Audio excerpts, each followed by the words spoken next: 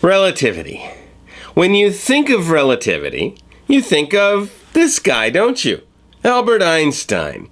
He's the guy who developed the theory of relativity, right? Actually not. The story of relativity begins with someone much older than Einstein. It begins with Galileo. You see, Galileo studied the way things moved. He slid blocks down inclined planes. He threw things and dropped things and rolled things. And he measured how they moved. And he observed how they responded to forces.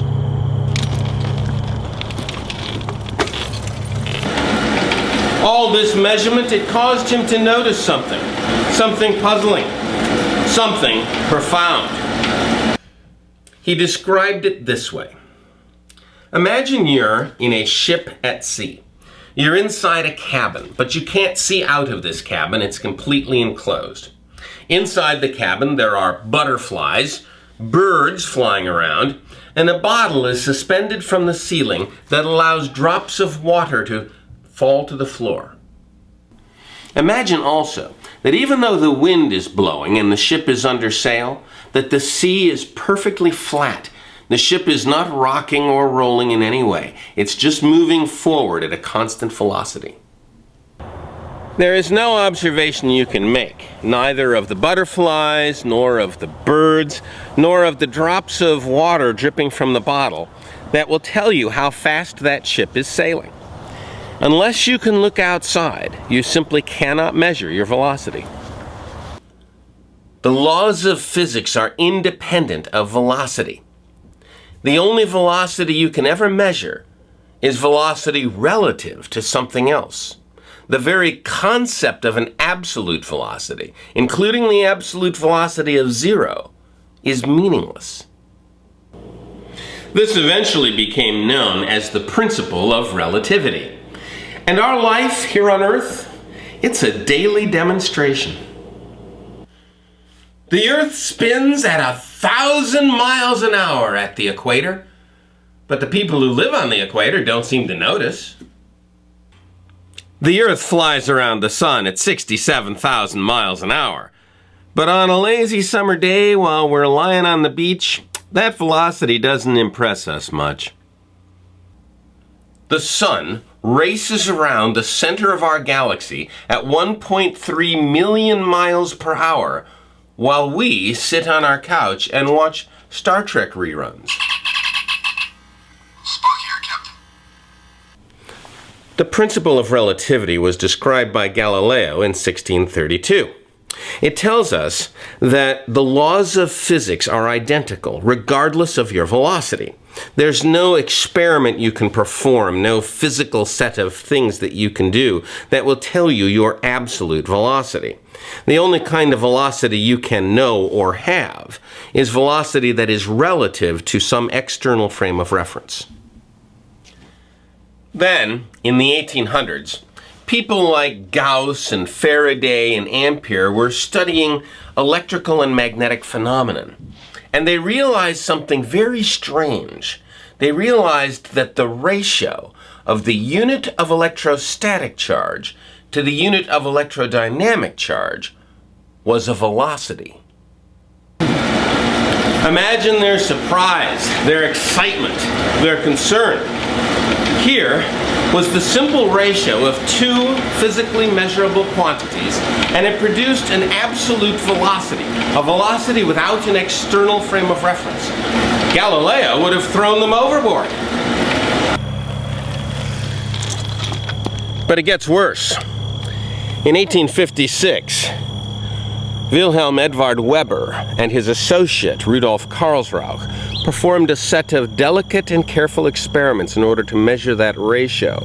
What they found was startling. That ratio, that velocity that had no frame of reference, was 3 times 10 to the 8th meters per second, the speed of light.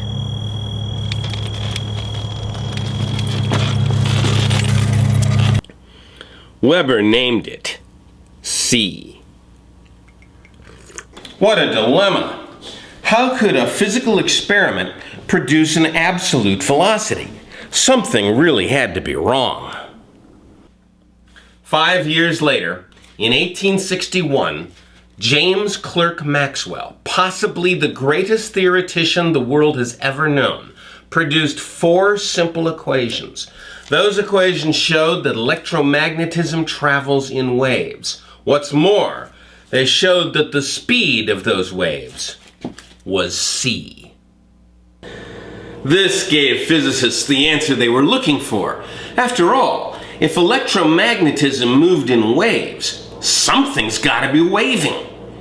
The velocity c didn't have to be absolute after all. It could be relative to the waving medium.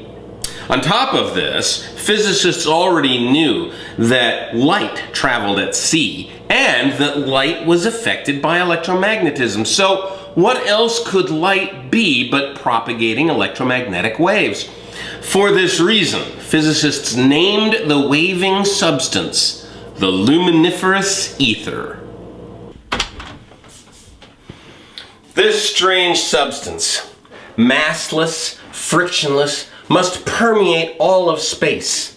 And the Earth, as it spins on its axis and swings around the sun in its orbit and races around the center of the galaxy, must be continuously plowing through this eerie ether. And that motion through the ether should be detectable. Many scientists tried to detect that motion.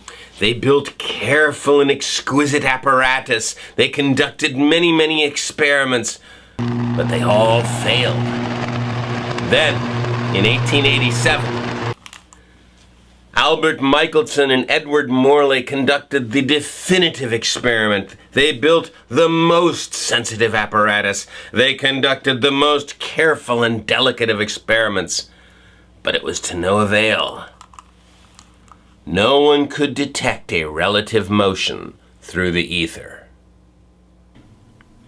It's hard for us today to realize how confounding this was to scientists at the time.